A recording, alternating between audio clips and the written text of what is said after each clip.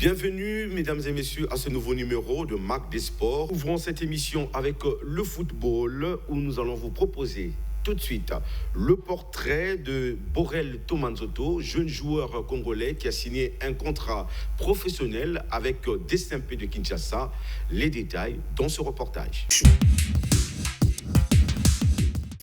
Cette standing ovation du stade Tata Raphaël de Kinshasa lors du match amical international qui a opposé le Daring Club Motema Pembe au Racing Club de Brazzaville symbolise bien l'engouement et tous les espoirs que les supporters, le staff technique et les dirigeants du DSMP ont placé sur Borel Tomanzoto. Les petits Tomanzoto, on l'appelle Thomas. Donc vous avez vu comment il a joué au stade. Donc après, quand il est sorti, vous avez vu les applaudissements. Moi, je crois que l'être ça va beaucoup apporter quelque chose dans notre équipe. Un joueur de football reste un joueur de football. S'il a les capacités, maintenant il faut lui évacuer peut-être le stress de la pression. Mais les joueurs que j'ai emmenés ici, je pense que, surtout dans le cas de Tomanzoto, son avenir de haut niveau passe par un grand club. Milieu du terrain, polyvalent, de 17 ans, technique, doté d'une vision du jeu périphérique et d'un sens d'anticipation rare à son âge, Tomanzoto a une seule ambition, s'imposer au DSMP en remportant des trophées. Mes ambitions au DSMP, c'est remporter le titre national et confirmer ma place de titulaire dans les 11 de départ. Croire en soi et en son talent permet de déplacer les montagnes. Croire en mon corps et croire en talent dans mon corps ou dépasser la montagne.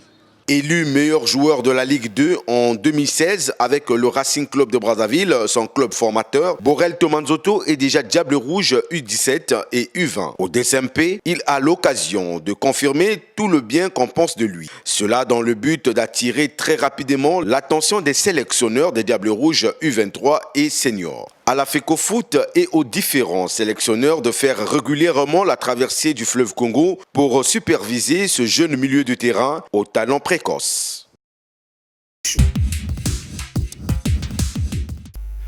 Nous sommes encore en période de vacances et les jeunes de Ouézé ont trouvé bon de se réunir autour d'un tournoi de football pour exprimer le vivre ensemble et la fraternité. La finale de ce tournoi, je voulais dire, a été jouée le dimanche dernier devant le sponsor de ce tournoi, Ambende Sassou Nguesso. Images et commentaires. Le 5e arrondissement de Brazzaville, Wenze, a vibré durant plusieurs semaines au rythme du football à travers un tournoi dénommé Jidas Nguesso qui a opposé en finale de Mundelungulu en vert noir à Talon de Wenze vêtu de rouge noir. Après l'ouverture du score de Talon de Wenze en première période, Mundelungulu a rétabli la marque en seconde partie. Conformément au règlement de la compétition, les deux équipes se sont ainsi remis à la fatidique épreuve des tirs au but. Après une première série sanctionnée par une parité de 4 tirs au but partout, c'est lors de la seconde série dominée par 3 contre 2 que les joueurs de Talon de Wenze se sont imposés. Ils ont ainsi remporté le trophée final par 7 tirs au but contre 5 après une égalité de 1 but partout au temps réglementaire. Après l'effort, les deux équipes ont reçu chacune des médailles, un trophée, une enveloppe dont le montant n'a pas été dévoilé. Ce natif de Wenze et ancien joueur de Saint-Michel de Wenze a salué l'organisation de ce tournoi qui a rassemblé la jeunesse de cet arrondissement autour du football. Des années où on a joué, il y avait le championnat Vomadé, il y avait des trucs, mais depuis un moment, il n'y a plus le terrain. Déjà, le lycée de la Révolution, il n'y a plus de stade. Il ne reste que le stade vient de c'était. L'initiative était bonne, on a revu tout le monde, la pelote, parce qu'à partir de la pelote, on récupère des joueurs. Aujourd'hui, l'équipe nationale, il n'y a plus de bons joueurs, et on doit récupérer tout ça. Mais sauf qu'on doit un peu arranger les choses, sinon c'est bon, c'est une bonne initiative. Cette initiative qui est une réponse positive à l'incivisme et au comportement déviant d'une certaine catégorie de jeunes de cet arrondissement devait être capitalisée pour inciter la jeunesse à la pratique du football ainsi qu'aux valeurs de fair play et de tolérance.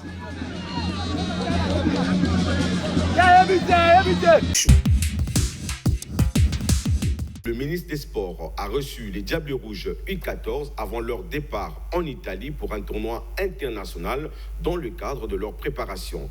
Les détails dans ce reportage.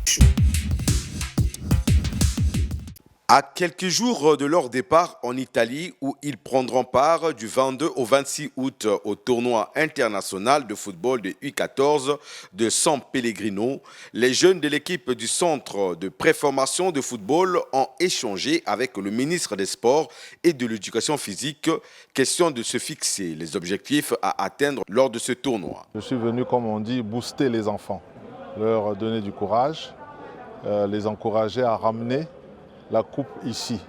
Donc ils partent en Italie, pas seulement pour participer, mais pour gagner. Et ramener la coupe ici, ce serait une expérience extraordinaire. Le capitaine de cette équipe a, au nom de ses coéquipiers, pris l'engagement de ramener au pays le trophée de cette compétition. Nous avons pris une décision d'arriver jusqu'au bout. C'est notre objectif. De ramener cette coupe.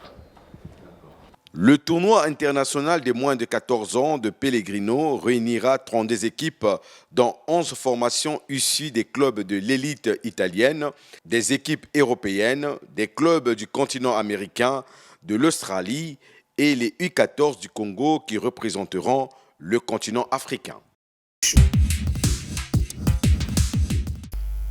Voilà, Achille Zikutoto est déjà sur ce plateau. Achille, bienvenue. Merci d'aller, de m'avoir une fois de plus convié justement à cette émission. Alors nous allons parler football, nous allons commencer ce débat d'abord avec un tournoi très populaire de l'autre côté de Windsor qui a fait bouger Windsor pendant ce week-end, toute une semaine d'ailleurs. Et la finale s'est jouée le week-end dernier, donc le dimanche dernier. Tu as été suivre cette finale, tu as été témoin de l'événement. Alors, qu'est-ce que tu peux dire par rapport à ce tournoi? Parce que j'ai vu les images, je me suis retrouvé vraiment comme au début de nos jeunes carrières, quand on jouait encore au Moana Foot, par rapport à ce monde qui s'est exprimé de l'autre côté de Piancete. Alors, tu as su bien le dire, Dadé, c'est-à-dire que ces moments-là nous manquent énormément, ces moments où la jeunesse d'un arrondissement comme l'arrondissement 5 Windsor, un arrondissement populaire, donc un arrondissement qui est censé justement vivre de ces genres d'événements culturels et de sport comme ce tournoi. Donc ce tournoi a tenu toutes ses promesses. Allez, tu as parlé des images, l'engouement du public, c'est toutes les générations qui se sont retrouvées. Les vieux, les jeunes, on a même retrouvé des anciens joueurs, femmes. Franchement, effectivement, cela a fait réveiller, comme tu as dit, certains souvenirs aux anciens footballeurs. J'en ai vu quelques-uns dont justement cet ancien coéquipier de Francis Dadé Mabiala. Oui. Quel est le petit bémol que vous avez quand même remarqué par rapport à ce tournoi? Parce qu'on a retrouvé aussi 2 fois des joueurs qui sont encore en activité dans ce tournoi. Quel est le conseil que tu peux donner aux organisateurs par rapport à ce petit bémol? Bon, mais il faut dire que ces genres de tournois ont 2 objectifs. C'est lui de brasser les générations, de mettre les jeunes ensemble, ces jeunes qui, depuis un certain temps, brillent un peu par l'incivisme et les comportements déviants.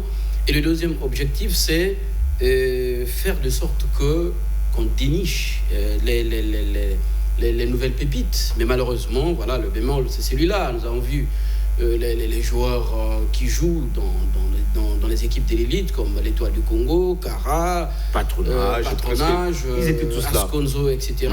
C'est là, effectivement, le petit bémol. Je pense peut-être que c'est parce que c'était une première édition et la réponse nous a été donnée, justement, par cet ancien joueur. Justement, qui a dit qu'effectivement, ils vont travailler pour que lors des prochaines éditions, qu'il n'y ait que les jeunes qui ne sont pas encore lancés dans le grand bain, entre guillemets, du football d'élite, afin que ce tournoi puisse aussi faire sortir les jeunes talents qui sommeillent dans cet arrondissement de Windsor. En tout cas, coup de chapeau à l'organisateur et surtout aux sponsors. Il faut quand même dire un petit mot parce que c'est dans cette nouvelle génération, on voit quand même un jeune sponsorisé. C'est-à-dire que moi, je ne parlerai pas de sponsorisme parce que sponsoring, c'est quand c'est une société de la place, une société, je ne veux pas citer les noms ici, mais c'est le mécénat. Le mécénat, disons que nous voyons que dans la culture, le musicien justement qui se plaint, mais qui souvent trouve des gens qui viennent mettre un peu des sous. Et là, c'est un particulier, un jeune, très jeune garçon, qui pouvait même être sur le terrain, mais qui a finalement pensé que c'était bien.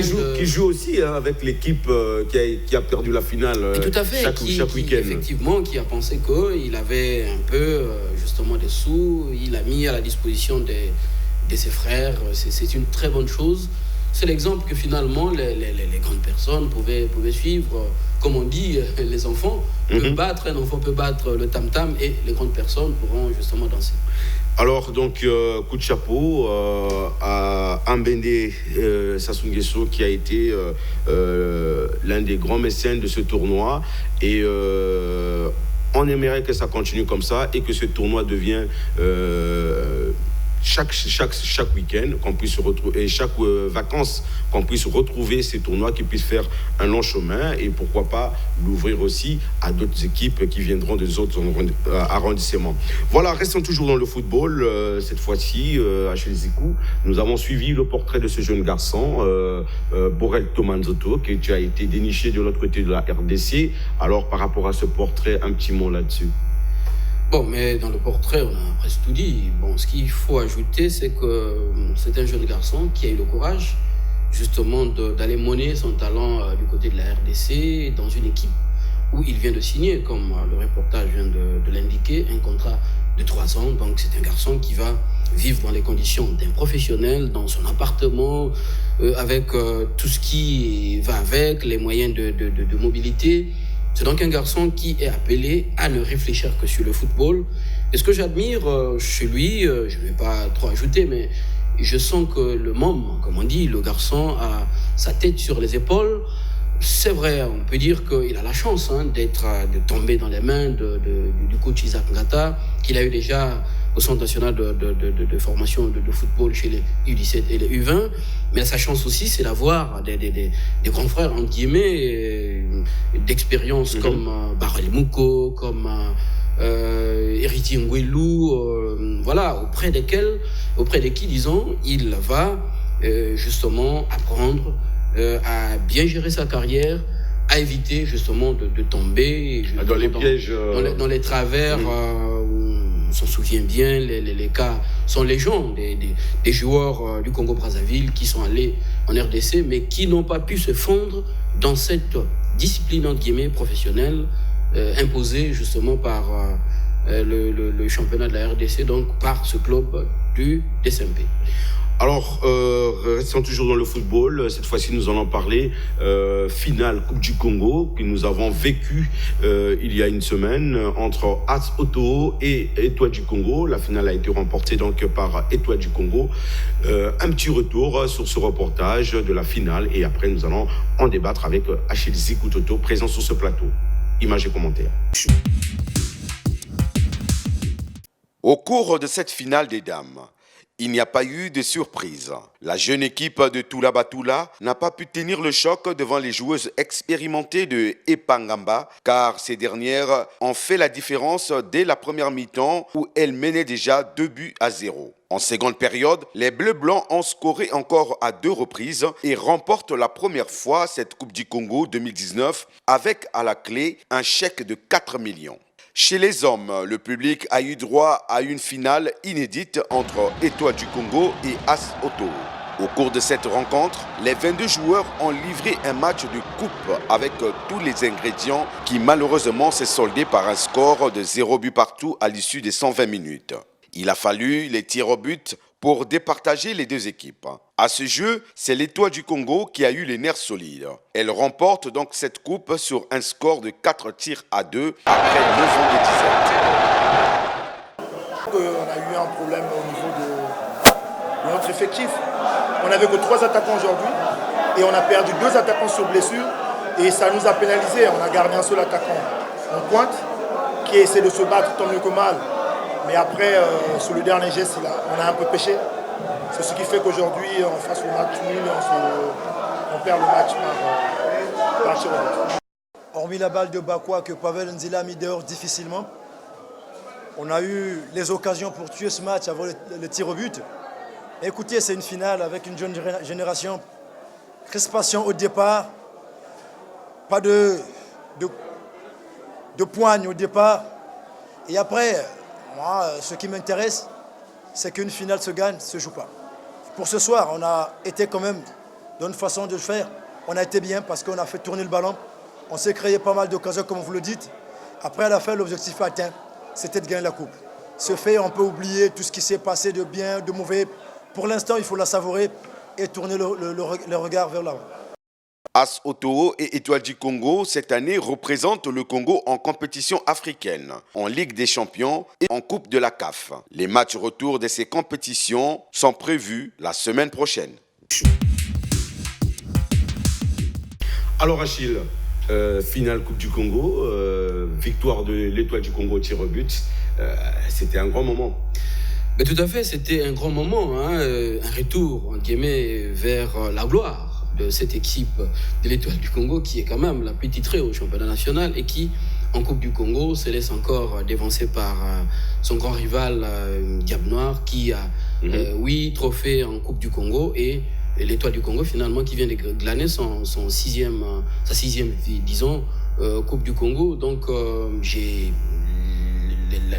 le match m'a plu parce qu'on a vu finalement un match d'un niveau très acceptable, avec moins de pertes de ballon, avec deux équipes vraiment bien organisées, surtout défensivement et en milieu de terrain. C'est vrai que les attaquants, forcément, ils ont eu beaucoup de difficultés parce que les deux gardiens et les arrière-gardes, donc les défenses, ont su vraiment contenir les assauts des attaquants. Et puis, il y a un autre fait pour cette finale, avant d'arriver à l'épreuve fatidique des tirs au but, c'est les deux entraîneurs. C'est quand même deux des plus jeunes entraîneurs de notre championnat, donc Ghislain Chamas, qui déjà nous a montré tout le talent qu'il est en train de prouver aujourd'hui, du côté d'abord de The Club Mokanda, l'année passée avec Diable Noir et aujourd'hui avec cette équipe qui semble être la vitrine du football congolais, donc à Soto. Ce n'est pas passé, ça s'est joué à quelques détails et les détails ont été justement les deux pénaltys enrayés par Pavel Nzila qui a cette réputation-là. D'ailleurs, son petit sobriquet de Doppel, je me rappelle encore l'anecdote, il a eu à travers un petit tournoi de quartier où il était joueur de champ. Et finalement, quand le gardien se blesse, il a remplacé. Et ce jour-là, il avait enrayé, si mes souvenirs sont encore frais, 4 pénaltys. Et donc, il a cette réputation-là. Il a donc arrêté le pénalty de Yakubu et ensuite celui de Ngoma Duval. C'est donc une coupe qui correspond un peu aux nouvelles ambitions justement de cette équipe de l'Étoile du Congo. C'est un début certainement d'un lent et bon cycle pour l'Étoile du Congo. On peut leur souhaiter que toutes les bonnes choses. Alors, avant de prendre le dernier virage de cette émission, parlons cette fois-ci de l'ouverture du mercato du côté de la Fédération congolaise de football, avec les nouvelles technologies que la FIFA vient de mettre en place. Alors, un petit mot là-dessus. Bon, mais en tout cas, il faut saluer. En tout cas, nous, notre devoir, c'est celui de dire bien ce qui est bien.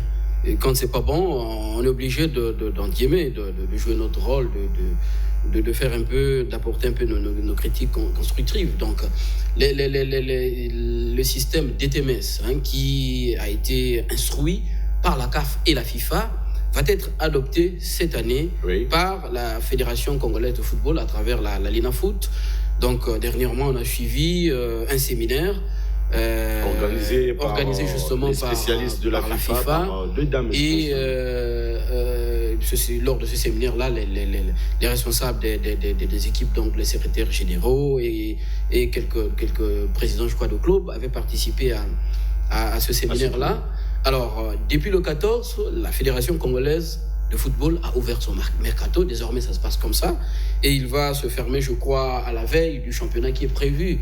Si j'ai des bonnes informations, le 28 septembre. Donc c'est pendant cette période que les équipes vont en réaliser leur transférer les joueurs, mais cette fois-ci, ça doit se faire de façon électronique, c'est-à-dire que ce n'est pas de gré à gré, mais ça va se passer à travers ce système instauré dans les différentes équipes, donc à travers le secrétariat, je prends un exemple de l'Étoile du Congo, vers celui de Asoto, et lorsque le transfert est fait, il y a ce qu'on appelle la traçabilité du joueur à partir de la Fédération congolaise de football. Donc, on sait où va le joueur, on sait d'où part le joueur, où il arrive, quelle est justement la durée de son contrat, et voilà. Et donc, ce système-là va être l'une des innovations justement du prochain championnat national. Il y a quand même une information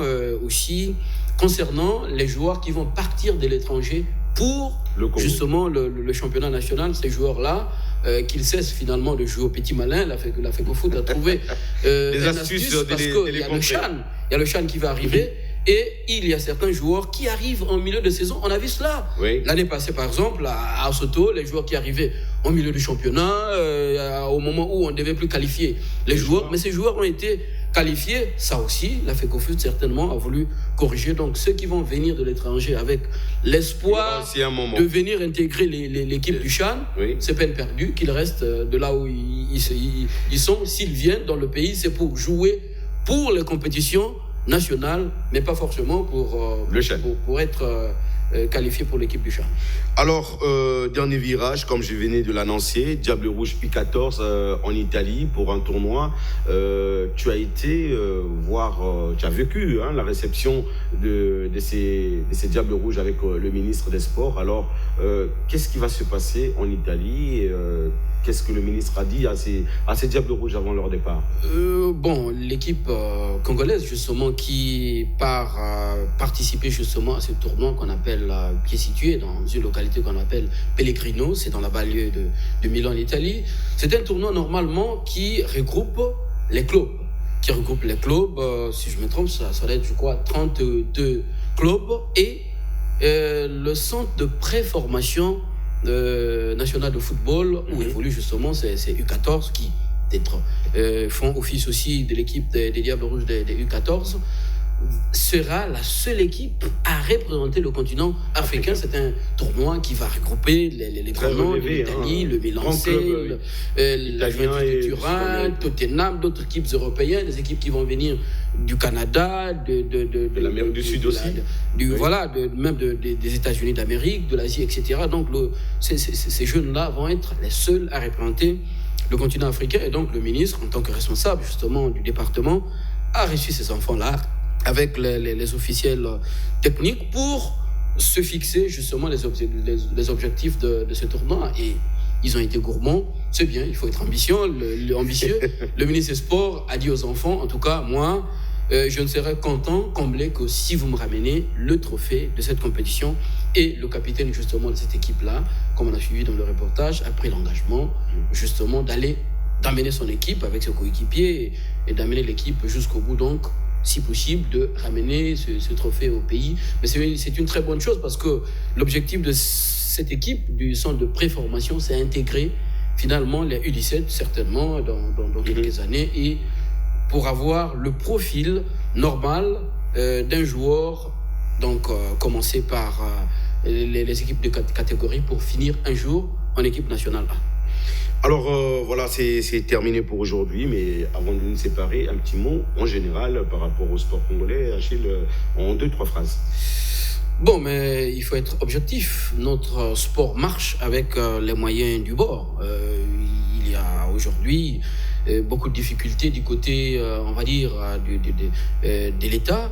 Et donc, l'État aujourd'hui est confronté à ce problème et les clubs sont obligés aujourd'hui de se battre avec les petits moyens qu'ils ont.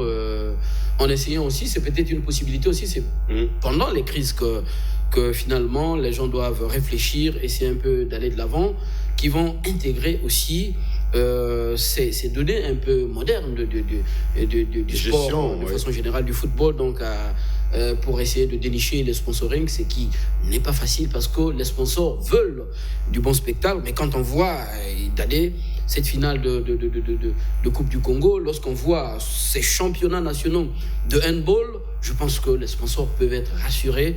Ces équipes-là, ces clubs-là, quels que soient les sports, peuvent aussi rendre l'ascenseur justement aux sponsors afin que ce sport puisse aller de l'avant. Justement aller de l'avant, et on s'approche vers la fin de la saison 2018-2019, certainement qu'on va faire le bilan de cette saison qui avait été ouverte le 1er octobre. On verra. On ne va pas mettre la charrue avant le bœuf, mais on verra quelles sont les fédérations qui ont marqué les points, quelles sont celles, selon nous, qui peut-être pourraient être disqualifiées. Ce n'est pas à nous de le faire, mais c'est au ministère du Sport de le faire. Mais nous jouerons notre rôle pour essayer un peu de montrer ce qui a été positif pendant cette saison sportive et là où peut-être aussi on peut améliorer pour que les choses vont de l'avant pour le bien du sport congolais en général. Merci Achille Sikototo et mesdames et messieurs, il faut simplement rappeler que le sport congolais, comme a dit Achille, a des difficultés, mais il faudra qu'il y ait des mécènes, comme nous l'avons vu dans ce reportage du tournoi de Windsor, pour venir mettre la main à la pâte pour permettre à ce sport d'aller de l'avant. Mesdames et messieurs, c'est terminé pour aujourd'hui. On se retrouve mercredi à la même heure, 21h45. Je vous rappelle que la rediffusion de cette émission, c'est le jeudi matin à partir de 8h et l'après-midi à 15h et aussi le dimanche à partir de 11h30. Merci donc à Zedong le Nyongo et la régie. On se retrouve prochainement. Au revoir et bonne continuation avec les programmes de Vox TV.